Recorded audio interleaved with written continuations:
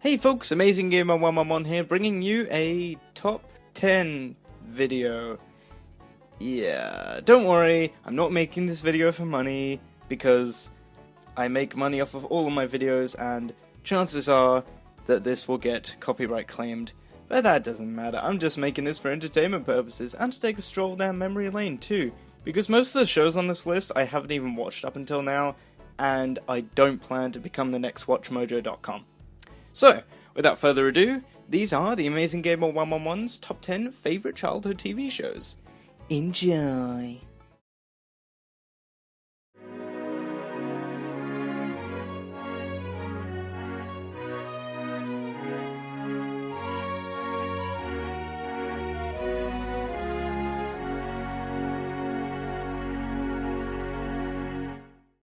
Number 10. Make Way for Noddy.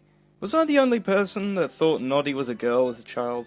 I put this show at number 10 because while yes, it is a kid show I used to watch a lot back in the day, it was mostly just something I watched to pass the time when I was bored. That theme song, though good at the time, is just pure ear rape now. The background music is fine, yes, but the lyrics are so boring and one-dimensional. The animation of the show looks rough even back then, but I don't fault the show for this because CGI was only just starting to be used in kids media back then. The stories in this generation of Noddy were okay.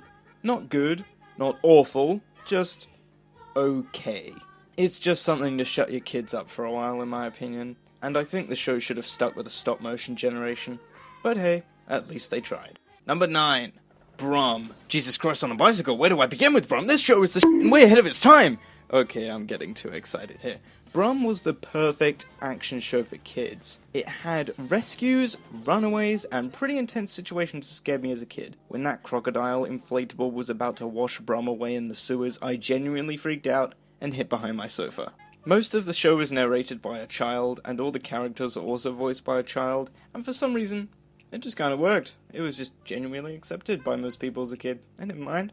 I mostly grew up with the 2003 version because, you know, that's the year I was born. I remember one of my favourite episodes was the one where Bram goes skiing after a pair of thieves. The moment they thought they got away and Bram appeared behind them, oh my god, my brother's sides as well as my own were on fire. Hell, it's him who got me into the show when we were kids. Bram was an amazing show for kids to enjoy, and was certainly a force to be reckoned with.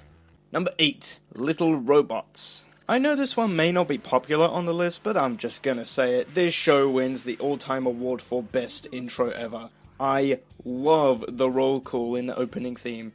Seriously guys, I think it's a problem. There's tiny, messy, sporty, stretchy, rusty, stripy, noisy, spotty, scary, Flappy the Bat and the Sparky Twins. And that's that. Little Robots is basically a show where characters can be put into any kind of situation, whether it be a sibling rivalry, friends fighting over something they could share, feeling left out, etc, etc. These may sound like simple concepts, but that's what we all went through as kids. At some point in our lives, we've all gotten into dumb situations, saying or something we regret, and yet in the end we stand together, proud and united, waiting to see what happens when the sun rises again tomorrow. Little Robots was a bouncy and super fun show to watch, and its voice acting work was really good. Truly a gem in kids media. Number 7. Horrible Histories. This is where I first saw some of my favourite actors ever in the history of not just kids TV, but UK TV overall. Most of the crew are actually working right now on a series called Ghosts, which is freaking hilarious to say the least. Maybe I'll make a video about that someday. Horrible Histories is everything you'd expect from a show with that name. Takes historical events, makes them funny, messy, over-exaggerated, or just bonkers. The best quality of the show was undoubtedly its actors. They seemed like they were just having so much fun with these roles. To the delivery of the lines, showing how animated their bodies can be, and overall just having a great time. Not to mention the songs in this. Oh god, Stupid Deaths is a song I'll never, ever forget. Stupid deaths, hope next time it's not you! This show is a win-win scenario because it taught history while being hilarious so kids can remember it in their own way.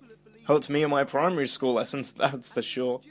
Number 6. Bear in the Big Blue House. Ah yes, the origins of the stinky blue rat. The Bear in the Big Blue House was one of the most heartwarming shows I ever watched as a kid. From the beautiful puppetry and expressions from them, heart-wrenching songs, and beautiful morals. Not to mention that classic goodbye song at the end of every episode with the bear and the moon. And I know I wasn't the only one who was freaked out when the bear would sniff the camera at the beginning of every episode. It's you!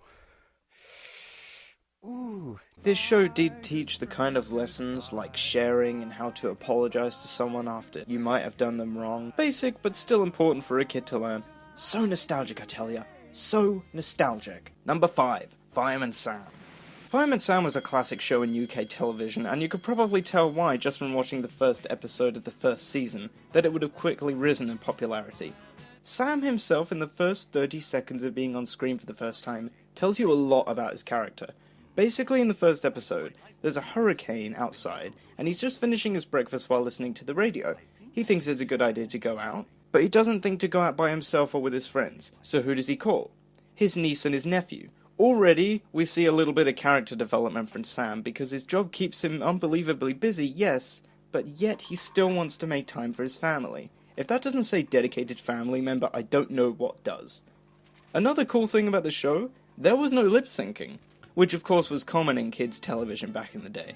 It's also stop motion when it could have just been a simple 2D cartoon. But the creators wanted to show the level of passion they had for these characters, and it astonishes me to no end. The stories are basic but memorable as well, being about things like dangerous fires, camping, lost cats, Sam getting a day off, and the chief of the fire station always had me laughing whenever he was on screen.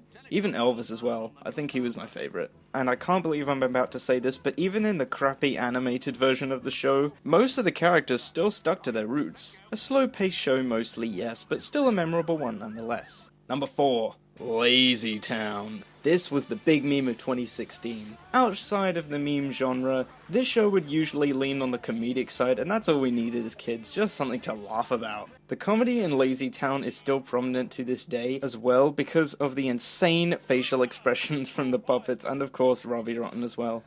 May he rest in peace.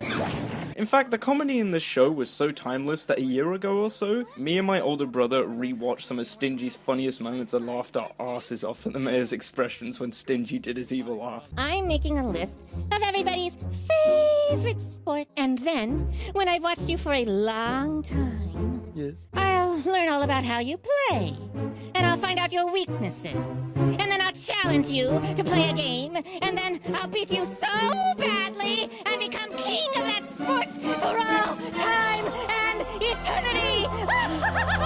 It's absolutely priceless. I think his jokes went over our heads as kids, and even though we may have hated him back in the day, we certainly love him now, and is, without question, the best character in the whole show. Lazy Town had that sort of get outside and play vibe, because after watching it, you would want to gather a bunch of friends and just go and play in the garden. A diamond in the rough indeed. Number 3. Pingu.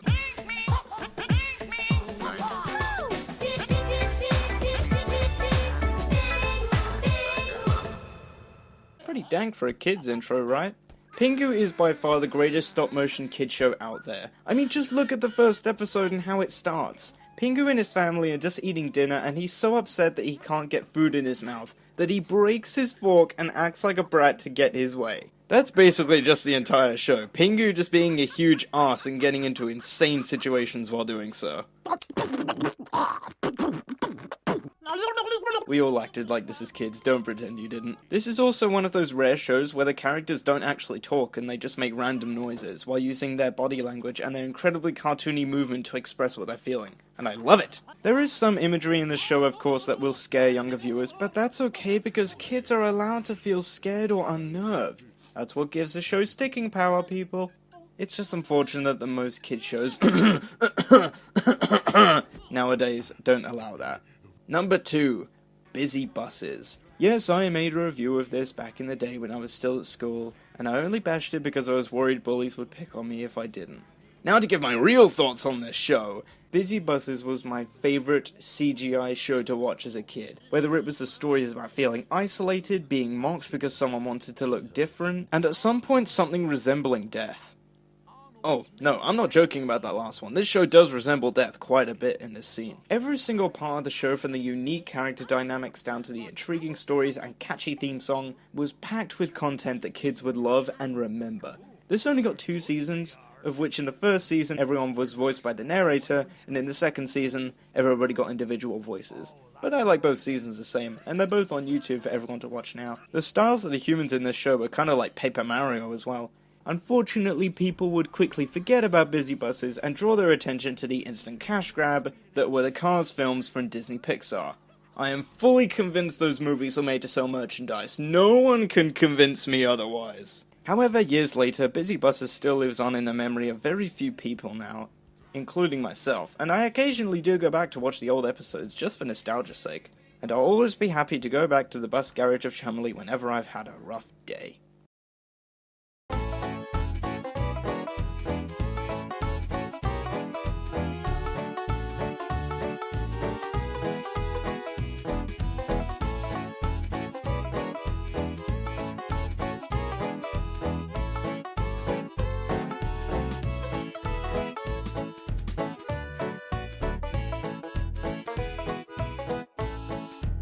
And now it's time for my number 1 pick, my favorite show from my childhood. If you know me well enough, then you'll know exactly what's coming. Please welcome the Tyrant of the Tracks. No! No! Not those turd stains. Those are made to rip off my number 1 pick and nothing more. I am, of course, talking about Thomas the Tank Engine and Friends.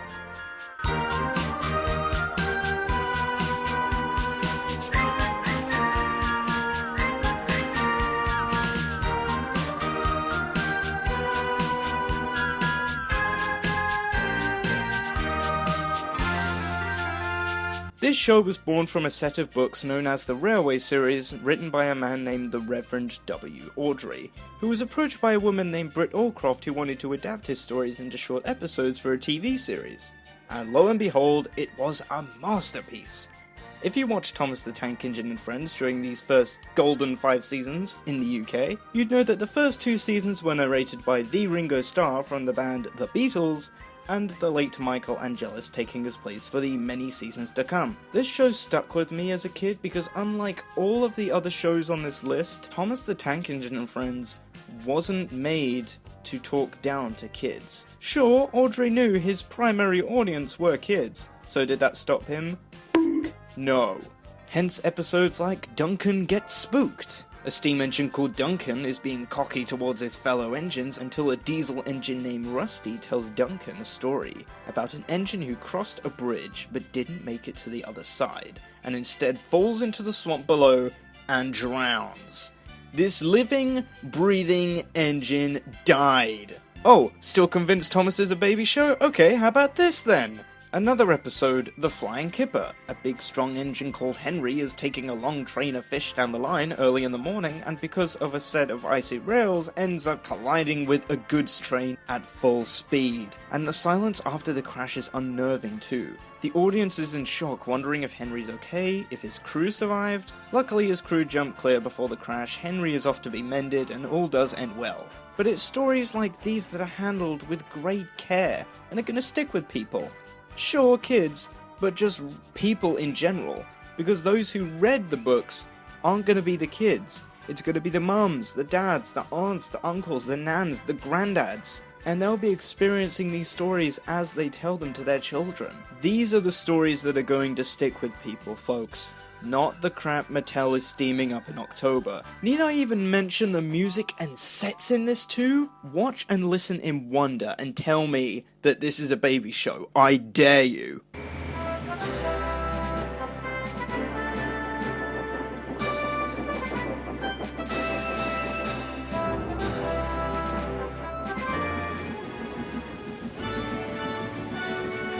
We've done it! We're over the border and back on our own railway. Mission accomplished. Listen to this. Gorgeous. And in the year 2000 was the release of the first cinematic film from the franchise, Thomas and the Magic Railroad, which is the movie that basically put Thomas in the downward spiral that led to how it is today. But even that movie sticks to these points. Thomas the Tank Engine is my favourite show from my childhood that I still watch regularly today. Whether it's the earlier seasons we all love and remember, or some of the later ones that even date back to the books. Oh, Brenna, we love you. I've learned so many values of reliability and togetherness over the years, and it's pretty freaking amazing that a talking tank engine taught me most of that. Thank you, Thomas, for everything.